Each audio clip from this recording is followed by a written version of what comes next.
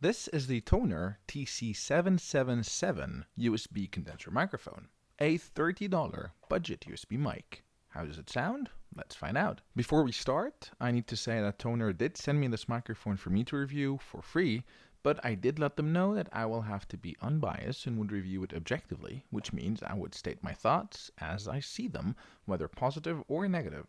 They agreed to these conditions, and next day I had the microphone. So let's get started. In the box, you get a 2-year warranty card and the instruction manual. And then you get the microphone already attached to the stand with the windscreen on and the pop filter attached. By the way, because I have no desk in front of me, I have opted to mount the microphone on a boom arm. Now this cannot be done out of the box because the microphone does not come with the pivot adapter needed to mount it on a boom arm. But if you get one of those, you can unscrew the screw and bolt, attach it to the pivot adapter, and you will have the microphone on a boom arm. I do have this connected to my MacBook and set at a gain of around 60%.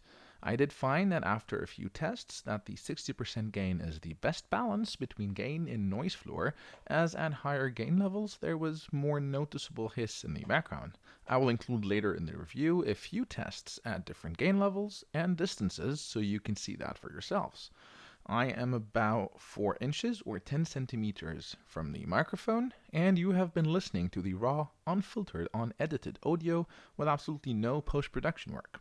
However, this next segment I will do some post-production on the audio so you can see the potential of the microphone, what it could sound like with some tweaks in post-production. The microphone has a cardioid pickup pattern, which means it will pick up audio from the front of the microphone while rejecting audio from the sides to a certain degree.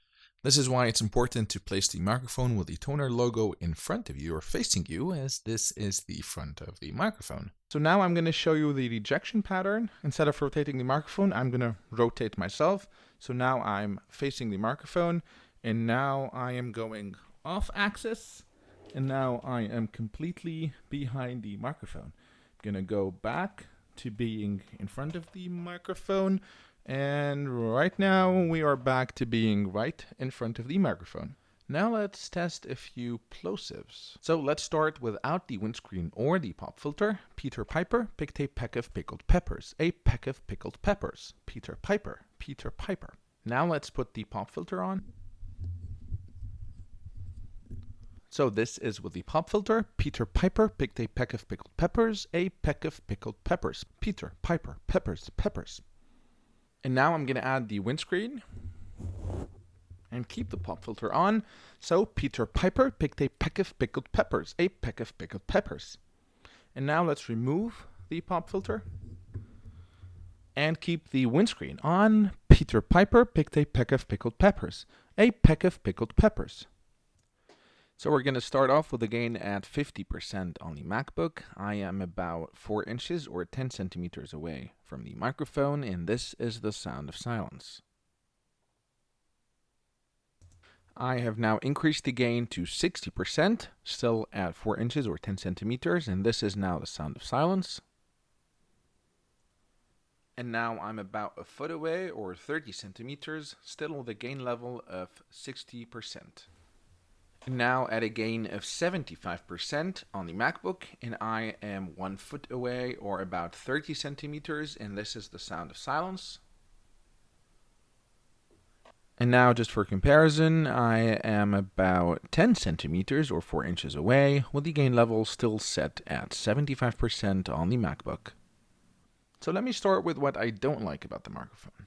The USB cable, for starters, is not detachable. I would have rather a detachable cable because, as you know, cables could get damaged, and it's good to have a cable that you can replace. The pop filter is also not detachable. You can unscrew the filter itself, but the arm remains attached to the stand. The stand could have had retractable legs to make it a bit higher or to give you more versatility while placing the microphone. Instead of a screw and a bolt, a thumb screw could have been nice, so you don't need to use a screwdriver to tighten things, but this is not very important. A gain control knob would have been awesome as well, but you cannot expect a lot from a microphone at that price point, which brings me to what I actually like about this. Let's be honest, this is not the Rolls-Royce of mics. It's a budget microphone, and for $30, you're getting the microphone, a windscreen, a pop filter, and a desk stand. So value for money? I don't think it gets any better than that. It's a plug-and-play solution, so it works out of the box. You don't need any additional items to get started, no additional investment. You just plug it into a USB port and voila, you can get started. Of course, all the accessories in the world don't matter if the microphone sounds bad, but this actually sounds pretty good for its price.